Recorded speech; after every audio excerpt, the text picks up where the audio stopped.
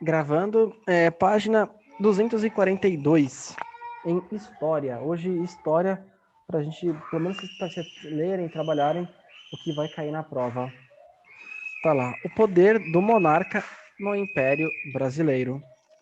A Constituição do Império, outorgada em 1824, possibilitava ao imperador a concentração de uma enorme soma de poder em suas mãos.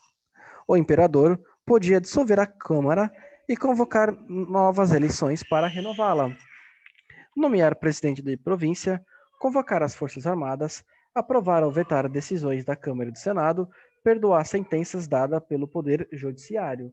Era um imperador também que indicava quem seria o presidente do Conselho de Ministros. Este, por sua vez, escolhia o ministério ou gabinete e apresentava à Câmara dos Deputados.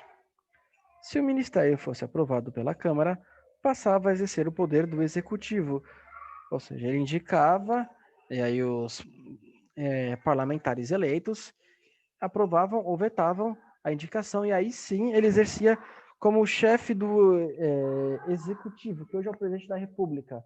Não eram as pessoas que votavam. O imperador indicava, tinha uma sabatinada, a Câmara e o Senado aprovavam ou vetavam, e aí ele era o poder executivo, era quem de fato mandava. O imperador não governava, ele não fazia isso, aquilo, gerenciava a coisa pública. Ele apenas era, lendo aqui, um poder moderador. Porque se caso aprovasse uma lei absurda, ele podia simplesmente tirar essa lei absurda, e aí dissolve toda a Câmara e o Senado. Ele tinha esse poder, ele moderava. Claro, se cai nas mãos de uma pessoa errada, sem caráter, é complicado, porque ele pode barganhar. Ó, eu vou deixar vocês aprovar essa lei, mas aprova o meu indicado aqui, que vai ser corrupto e tá, então beleza. Mas, se é uma pessoa honesta, ele vai ser um bom moderador. Se fosse reprovado, da decisão caberia a Dom Pedro II, que geralmente dissolvia a Câmara e marcava novas eleições, conseguindo assim impor sua vontade. Por isso, o historiador José Murilo de Carvalho caracterizou a política imperial como teatro das sombras. Tanto os políticos quanto as instituições estavam submetidos ao imperador. Era um teatro que ficava às sombras, porque, vamos supor, eu sou imperador. Eu vou lá e indico o Rafael. Eu gosto do Rafael. Eu quero que o Rafael seja esse cara. E aí o Guilherme, o Dudu, a Isa, a Raíssa, outros, eles, não aprovei. Somos os ministros. Aí os ministros não aprovam. E aí eu falo, então tá bom. Dissolvido, novas eleições. E esses novos eleitos vão pensar, se eu não aprovar, será que esse malandro vai me dissolver? Agora que eu virei deputado, agora que eu tenho um cargo importante, agora que eu estou iniciando uma carreira política, pra que eu vou vetar a indicação do cara? Deixa. Ficavam com medo. Então, esse historiador considerava assim esse período, que era um teatro das sombras, que era meio que teatral, feitas escondidas, não era de fato algo democrático, livre, enfim, segundo o que ele enxergava, porque ele podia dissolver. Então, a pessoa E é escolhe... engraçado usar esse termo porque era na época que era usado, por exemplo, o mesmo teatro de sombras. E aí é engraçado comparar a própria arte que eles faziam na época com a para política. dizer como se fosse na política. E eu acho É, até interessante. é interessante mesmo. Bacana, teatro de sombras. E de fato parecia mesmo um teatro de sombras, porque ele indicava alguém. Aí o congressista falava assim: Meu Deus, se eu recusar, esse malandro pode me dissolver. Eu não sei se ele vai ou não vai me dissolver. Aí muita gente não pagava nem para ver. Deixava assim e, dane-se, vamos lá, segue o jogo. Beleza? Os partidos do Império, diferenças e semelhanças. Como é que é? Hoje a gente tem um monte de partido. Você pega uma meia dúzia ou uma dúzia, se duvidar, com a mesma ideologia no Brasil, para não dizer mais. No Brasil praticamente são 355 milhões, blá blá blá blá blá, É muito de partido. partidos, aí a gente vai comparando em outros lugares, né? Os Estados Unidos é o maior que a gente compara, que a maioria são dois. Tem Porque dois. eu acho que a gente viu, né, que tem mais do que dois partidos, porém esses dois partidos praticamente é deles, Sobressaem. assim, tipo, sobressaem. Sobressaem. em relação aos outros. Os outros não têm popularidade, não tem carisma, não tem rádio, TVs que apoiam, enfim, não tem representatividade popular. O povo vai falar, eu sou democrata, eu sou republicano. Tem dois que sobressaem. Na maioria dos países, tem poucos. Porque, de fato, vai ter o lado socialista de enxergar coisa, vai ter o lado liberal, vai ter o lado conservador, vai ter o lado anarcocapitalista, vai ter talvez um socialismo que não seja marxista. Mas dá para você entender uma meia dúzia de ideologias até 10. Né? Agora, mais de 30, de fato, é muita coisa. Enfim, mas aí segue o jogo.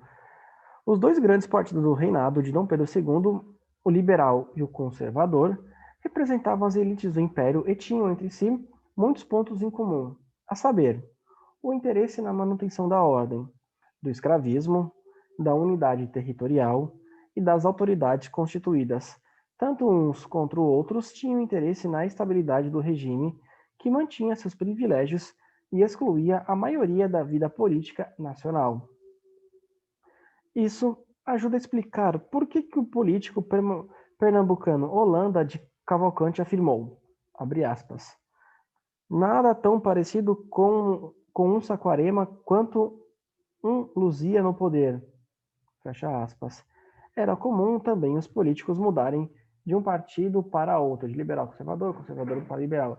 E se a gente pegar hoje, liberais e conservadores têm muita divergência, muita convergência e pouca divergência, que eles vão divergir em um outro aspecto. Eles vão concordar na questão econômica, vão defender menos intervenção do Estado, menos impostos, menos regulamentação, etc. Eles vão concordar na questão da posse do porte de armas, liberar, deixar o mais livre possível.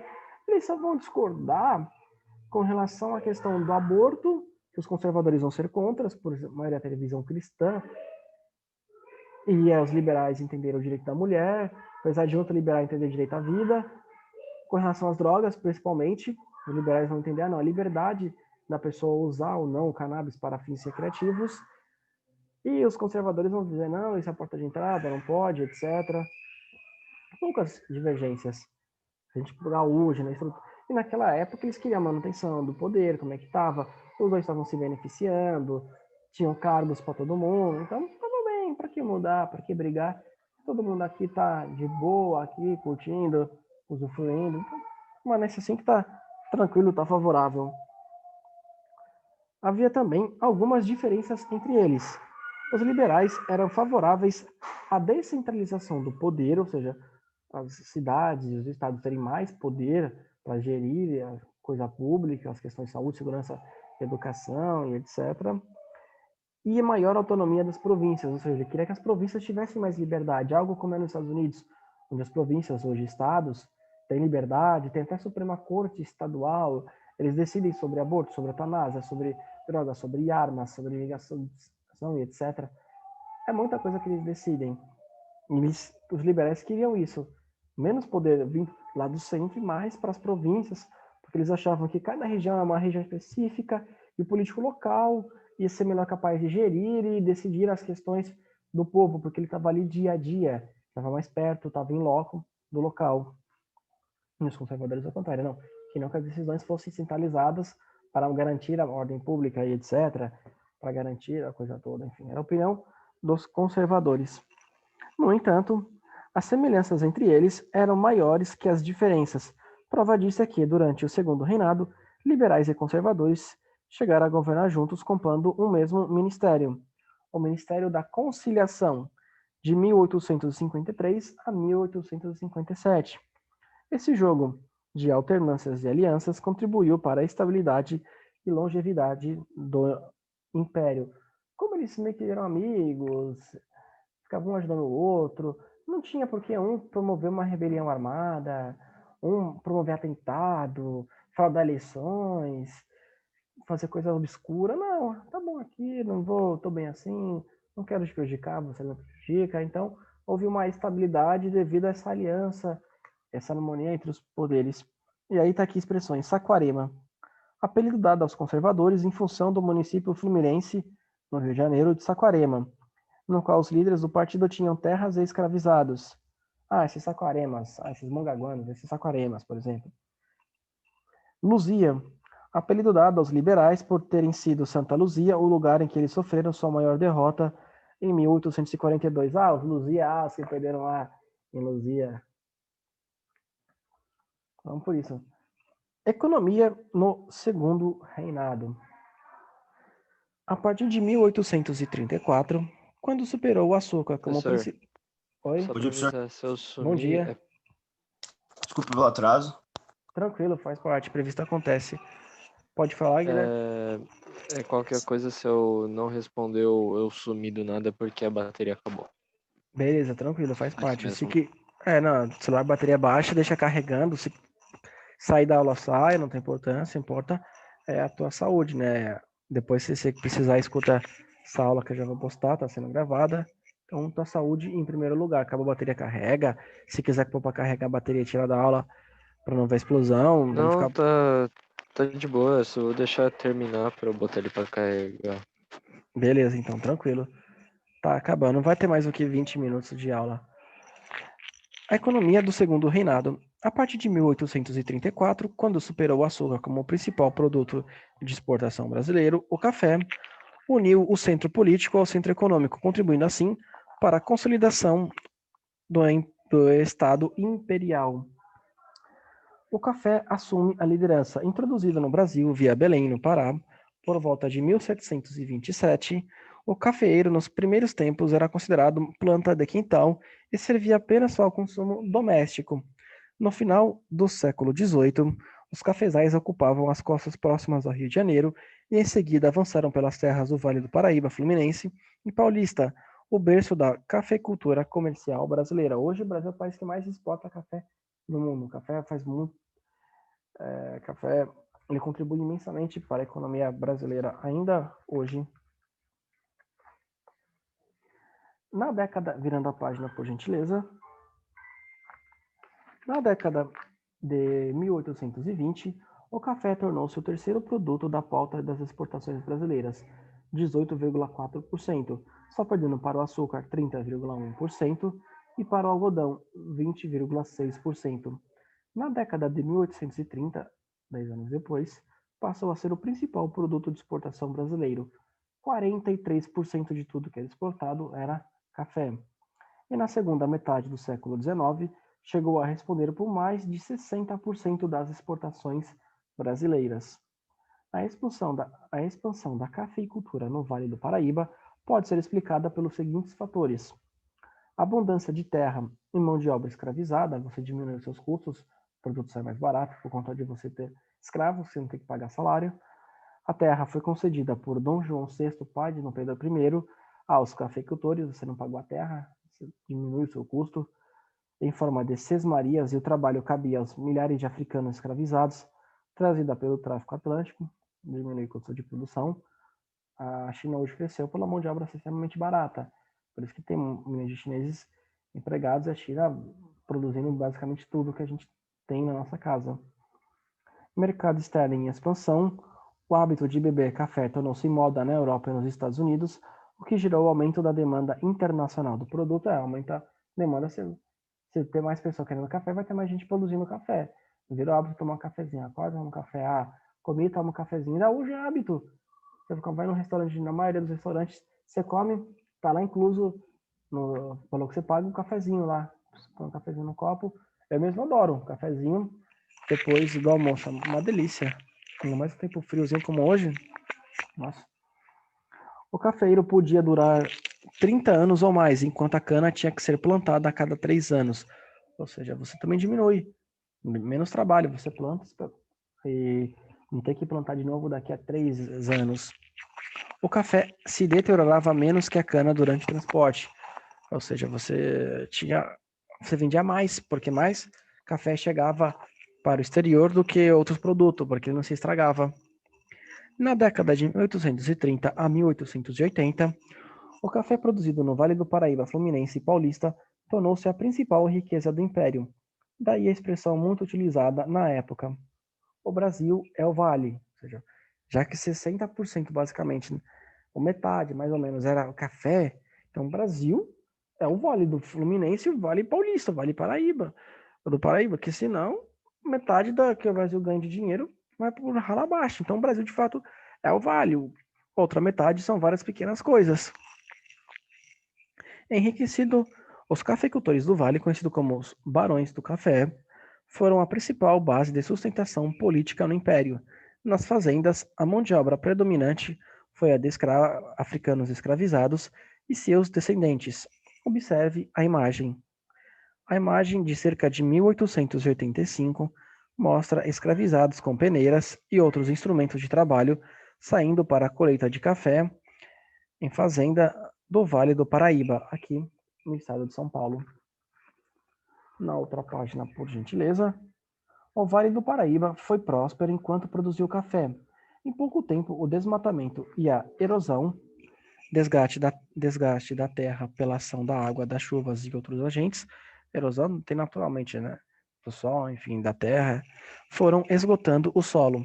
Nessa região, os arbustos de café eram plantados em terrenos altos e muito inclinados.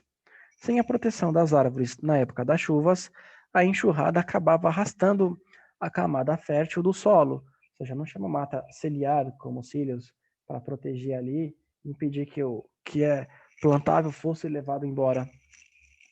Conforme o solo ia se esgotando, os cafezais seguiam em busca de terras férteis. Partiam deixando para trás cidades mortas, como escreveu Monteiro Lobato, ou seja, o Barão do Café vinha lá com seus escravos, plantava, comercializava, consumia produtos naquela região, etc.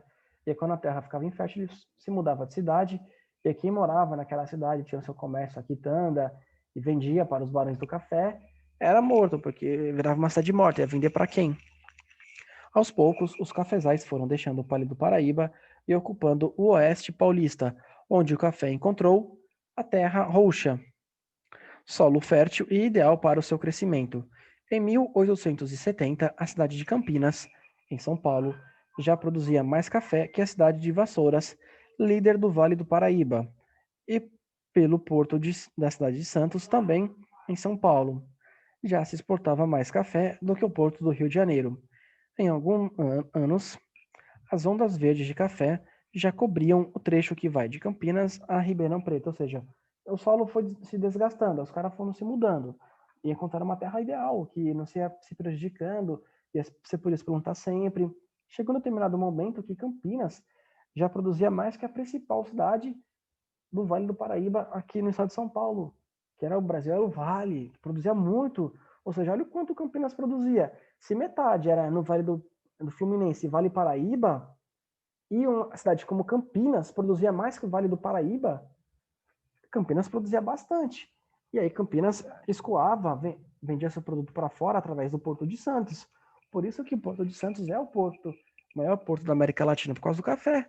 Comercializava para o mundo inteiro, então esse porto foi crescendo, crescendo, crescendo, e é lá que era o principal destino de saída das mercadorias. E aí São Paulo também foi crescendo paralelamente, junto a isso, juntou a questão do café, a questão da cidade de São Paulo, industrialização, que vai ocorrer mais lá para frente, com o Porto de Santos. E hoje nós temos o estado mais rico da nação. Em alguns anos, as ondas verdes de café já cobriam um trecho que vai de Campinas a Ribeirão Preto.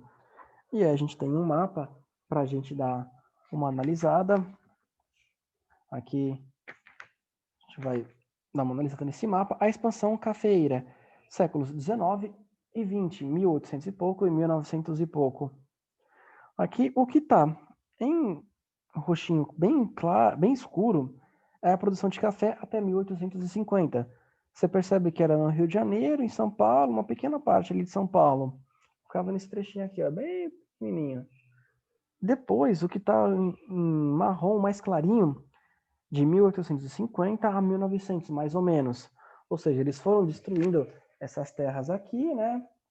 Foi se desgastando e eles foram se expandindo. Foram para cá, vamos para cá, que legal. Vamos pegar mais terra, bacana. O que está em vermelho, de 1901 a 1950, mais ou menos. Ou seja, eles foram se expandindo. Aqui o solo ficou zoado, foram para cá, aumentando. Aí o solo ficou ruim, aqui o solo não era bom. E eles foram para cá. Vão vindo para cá. Aqui. E depois em amarelo, depois de 1950, que vai ter uma Arama, Adamantina, uma parte aqui no Espírito Santo, ou seja, olha como o café foi se expandindo. E aí tem as informações. Onde está um, que é a cor mais escura, Vale do Paraíba, Fluminense e Paulista. 2, Zona da Mata Mineira. Onde 2 está aqui, ó, que é Minas Gerais. Que já é Minas Gerais. 3, região de Campinas. Foi crescendo bastante. 4, Centro-Oeste Paulista. 5, Norte do Paraná, que já é outro estado. Ó, São Paulo acaba aqui assim, ó. 6, Sudeste do Mato Grosso. Ó, aqui é Sudeste do Mato Grosso. É Mato Grosso do Sul. Aqui, limite com São Paulo. Beleza? Aqui dá para entender como que o café foi se expandindo. Beleza? Alguma dúvida por enquanto? Não? Acompanha a expansão das fazendas de café durante o século XIX e XX. Em 1819, o Nordeste concentrava 51,2% da população escravizada do país. Em 1870, a maioria de escravizados, quase 60%, trabalhava no Sudeste.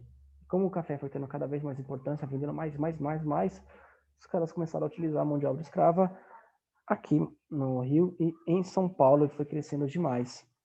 Beleza? Peço que vocês virem a página, por gentileza.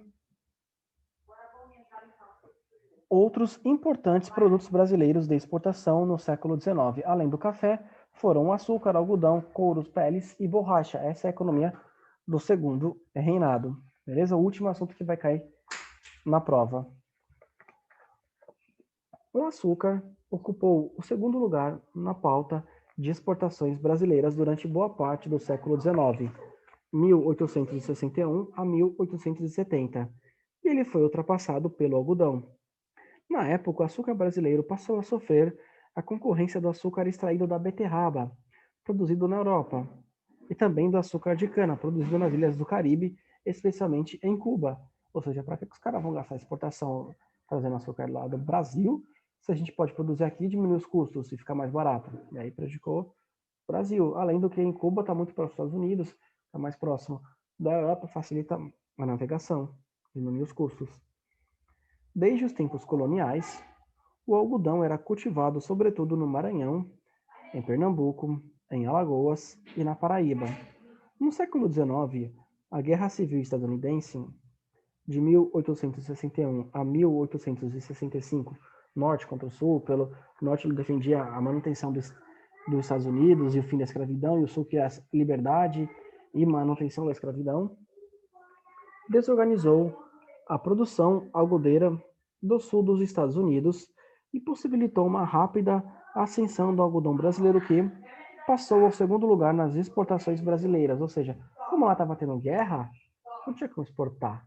Porque era guerra, os gastos para a guerra, plantação destruída, enfim, não tinha como você plantar, esperar a colheita, vender, porque estava em guerra, bomba daqui, bomba de lá, tiro vai, tiro vem, não tem como.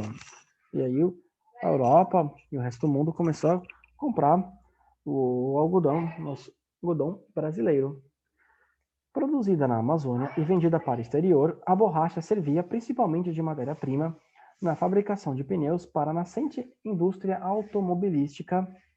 Como se pode observar na tabela a seguir, o crescimento da borracha começou na penúltima década do século XIX, ou seja, 1890. Beleza? A gente vai olhar principais produtos de exportações de 1821 a 1890. O último gráfico para a gente dar uma analisada sobre o que vai cair na prova. Se a gente for dar uma analisada, faltam 10 minutinhos para acabar a aula. A gente conseguiu trabalhar tudo que a gente queria até chegar para a prova. O café representava 18%. 43, deu uma queda, 41, 48, 45. Na década de 70, de 1870, teve um aumento e aumentou na década de 1880, ou seja, foi aumentando. houve oscilação, mas depois ele aumentou para hoje o Brasil ser o país que mais exporta café. Açúcar, 30%, 24%, 26%, 21%, 12%, 11%, 9%. Foi caindo, por causa do açúcar da beterraba, das ilhas do Caribe. Então, a Europa e os Estados Unidos, a Europa produzia para si próprio, os americanos compravam da Europa, e americanos e europeus também do Caribe, ali, principalmente de Cuba. Por isso que o açúcar veio caindo. Cacau, 0,6, 0,5, 6, 9,2, 0,6. Houve uma oscilação, ele aumentou bastante também. O fumo, ele diminui, ele 2,5, depois teve uma queda, ele foi aumentar lá em 1850, aumentou, e aí diminuiu. Se a gente pegar também o período da Guerra Civil Americana, quando a gente pega aqui na década de 60, então a guerra também contribuiu para o Brasil comercializar mais um ou outro produto, apesar de terem sido poucos anos. Quem compra naquele ano, quer continuar comprando. Então, assim como a gente viu, o algodão cresceu por causa da Guerra Civil Americana. A gente vai dar uma olhada, principalmente quando a gente for chegar no algodão rapidinho. Ó, o fumo, houve uma oscilação, e o algodão, 20%, queda de 10%, de 7%, de 6%, porque a Europa comprava dos americanos. Por favor? Não. A Europa comprava dos americanos. E aí, na década de 1860, de 6,2% da exportação brasileira, eles representavam 18% de tudo que o Brasil exportava. Houve um aumento, claro, que o Brasil exportava café e uma certa quantidade de produtos. Aí passou a ter mais exportação de algodão. Aí, fazendo a somatória, o algodão representava 18,3% por causa da Guerra Civil Americana, que fez a Europa comercializar mais o algodão brasileiro. A borracha quase não era extraída, depois 0,3, 0,4, 2, 3, 5 e 8. Quase não era extraída, bem pouco. É quando percebeu o que podia ser feito com a borracha, que ainda tem bastante na Amazônia, espero que tenha aí, aumente o máximo de árvores possível, menos desmatamento no Pantanal, em um país inteiro, enfim. Mas eles perceberam que podia ser feito com a borracha. E estava crescendo a indústria automobilística nos anos de 1800, primeiros carros, Ford T, etc., para fazer pneu. Aí houve um aumento da demanda de borracha brasileira. Couros e peles, 13,6, 7,9, 8,5, 7,2, 6, 5 e 3. O que a gente percebe? O Brasil sempre vendeu bastante carnes. Sempre vendeu carnes, peles, couro. Só que como o café ele aumentou muito, os couros e as peles representavam menos. Porque antes do café ter esse boom, couro e pele representava 13%. Na época o café representava 18%. E aí os países de fora começavam a comprar mais café e menos couro. Mas ainda assim o Brasil vendia. Só que de tudo que o Brasil vendia, boa parte era o café. Se não tivesse o café, o Brasil ia exportar bem pouquinho. Aí desse pouquinho, talvez o couro tivesse representatividade. Só que o couro, no todo, representava 18, 13,3% até 3%, porque o café foi aumentando muito mais. E aí ele tomou grandes proporções, tanto que se plantava de café e vendia já era quase a mesma coisa, o dobro do que se produzia de outras coisas. E aí vai mostrar o total de exportações de todos esses itens. Aqui está a fonte de pesquisa. 5 minutinhos para acabar a aula. Alguma dúvida por enquanto? Não? Semana que vem já iniciam as provas. Ainda vou elaborar as provas de vocês. Fazer. Ainda estou pensando como é que eu vou fazer, se faço alternativa, dissertativa. Vou postar no dia ou deixo programada para ser postada. Essa semana eu já vou começar criando. E aí, se tiver dúvida, pode mandar mensagem. Ainda não decidi como é que eu vou fazer. Mas, enfim, vou cobrar aquilo que a gente estudou. Como vocês são bons alunos, estou querendo cobrar um pouquinho mais de dissertativa, né? Porque vocês falam bem, escrevem bem. Quero treinar isso com vocês pensarem com a própria cabeça. Beleza? Vou aumentar isso. Se vocês tiverem dúvida, pode mandar mensagem, que eu sempre estarei à disposição. A gente volta quinta-feira para trabalhar algum assunto relacionado à sociologia mesmo, talvez para dar uma analisada naquela música ou em outra. E depois, na sexta-feira, a gente vai avançando, sim, no livro, para entender mais o Brasil e o Império, porque depois da semana de provas, da recuperação, a gente volta para os livros até dezembro. Se eu for passar Natal estudando, eu passarei com o maior prazer. E o Ano Novo também. Beleza? Agradeço a participação de vocês. Muito obrigado por tudo. Tchau, tchau.